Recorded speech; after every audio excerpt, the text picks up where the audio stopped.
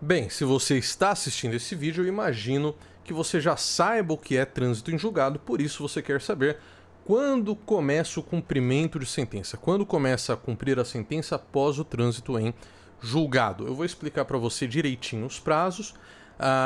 Vou só fazer de maneira muito rápida uma introdução sobre o trânsito em julgado. O que é o trânsito em julgado?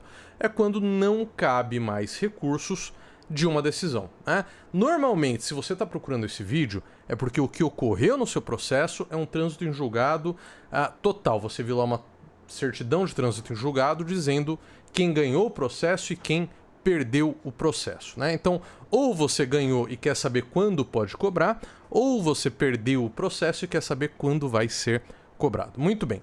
Qual é o prazo quando dá o trânsito em julgado para você ser cobrado? E o prazo é 0 dias, tá?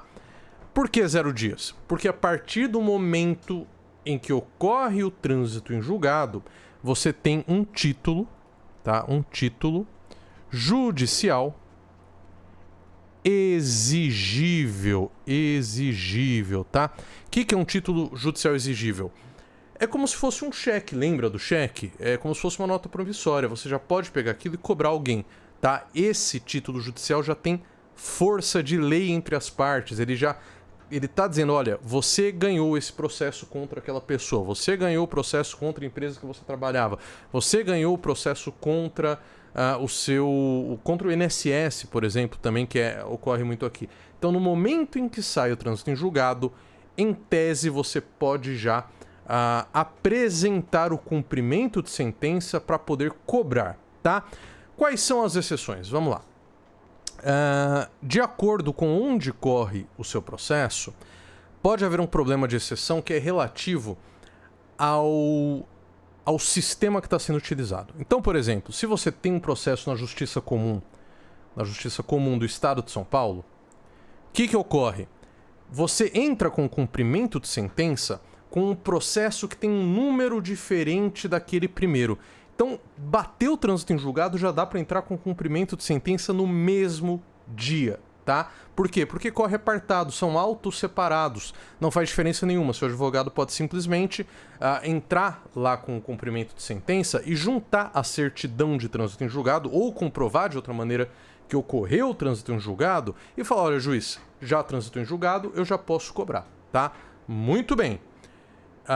Qual que é o problema? Você tem alguns sistemas, como por exemplo o sistema do TJPR, a Justiça do Paraná, o sistema do TRT, né, que é o PJE do TRT2, por exemplo, que eles são sistemas que eles vão fazer tudo, e aí até por uma questão de ser justiça trabalhista, eles vão fazer tudo em continuidade nos mesmos autos. Então você tem uma dificuldade prática, sistemática, para poder começar o cumprimento de sentença logo que transita em julgado. Então você tem que esperar o quê? Aconteceu o que a gente chama de retorno dos autos, tá? Retorno dos autos para a vara de origem. Então o seu processo estava lá no tribunal do TRT, estava lá no Tribunal de Brasília, o TST, estava no STF, estava no STJ, você aguarda que eles vão enviar aquele processo e o juiz, quando receber, vai fazer o quê? Ele vai dar uma intimação.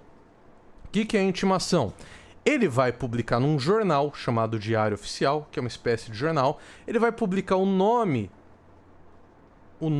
e a OAB do seu advogado, falando assim, ô advogado, o processo já voltou aqui, o que você quer fazer? E aí o seu advogado vai poder, então, entrar com o cumprimento de sentença, vai poder cumprir a sentença, fazer com que você receba, tá? Mais uma exceção, vamos para mais uma exceção. Os casos em que antes do cumprimento você tem a liquidação de sentença, né? Isso é muito comum na justiça trabalhista, por exemplo, né? Que é o quê? Às vezes o juiz ele condena de maneira genérica, ele fala assim, olha, o empregador perdeu o processo, você é obrigado a pagar para o autor 13º, férias e 3 meses de salário. Sabe-se lá por quê? Isso é muito genérico, né? Vai ter que fazer o cálculo, tá? Quanto que dá o 13º? O 13º dá R$ 1.400. Quanto dá 3 meses de salário, né? Por mais que seja simples a conta, você vai ter que fazer isso aqui que a gente chama de liquidação, que é apresentar para o juiz um cálculo dizendo, olha, calculando direitinho, isso aqui é o que a pessoa me deve, né? Na justiça civil, quando o cálculo é simples, você não precisa fazer liquidação, você vai direto para o cumprimento de sentença. Ah, foi condenado em 10 mil reais por dano moral. Muito bem. Eu entro, mostro, 10 mil reais, correu tantos meses, é tanto de juros, tanto de correção monetária e já começa o cumprimento. Mas, às vezes, até na civil, tem que fazer essa liquidação, né? Então, por exemplo, é comum em ações de erro médico que a pessoa, ela tá ainda tendo transtornos financeiros por causa de um erro médico, tá tendo que pagar tratamento, tá tendo que pagar isso, tá tendo que pagar aquilo, e por isso chega um momento que você vai ter que calcular tudo que já foi gasto, vai ser essa tal liquidação de sentença, e apenas depois dela que vem o cumprimento de sentença, tá? E aí, quando você entra com cumprimento de sentença, o que acontece? O juiz, ele vai novamente intimar, né, o advogado da parte devedora, novamente naquele jornal chamado Diário Oficial, dizendo assim: o advogado avisa seu cliente que ou ele paga em 15 dias, ou a gente vai correr multa, vai correr sucumbência, a gente vai começar a tirar os bens dele. Ou seja, tem 15 dias para a pessoa fazer o pagamento, quem perdeu, a pessoa, a empresa, o INSS, seja lá quem for, tá? Tem esse prazo para ir lá e pagar, né? Se não ocorre o pagamento espontâneo nesse prazo, o que vai acontecer? Vai acontecer que você vai ter um acréscimo de 10% de multa por não ter feito o pagamento e 10% de honorários sucumbenciais. O que é honorários sucumbenciais? É como se fosse um prêmio extra que o seu advogado, por ter ganho o processo e está tendo que trabalhar nesse cumprimento, recebe a mais da outra parte, tá? Então a parte já tem que te pagar e o seu advogado recebe 2 vezes. Recebe o que tem que descontar lá do que vocês contrataram e recebe mais esses honorários de sucumbência como um prêmio, um troféuzinho a mais, tá? E aí, o que seu advogado vai fazer se não houve pagamento? Ele vai começar a requerer o bloqueio, tá? Bloqueio de dinheiro e de bens. Então a primeira coisa, vai pedir o sistema chamado Sisbajude. O que é o Sisbajude? O Sisbajude é um sistema do Banco Central que consegue catalogar todas as contas bancárias que uma pessoa tem no nome dela e fazer o quê? Bloquear esses valores. Ou seja, o juiz dá uma ordem: olha, fulano está devendo 12 mil e não realizou o pagamento. Sisbajude, vai lá, acha 12 mil nas contas desse cara e congela.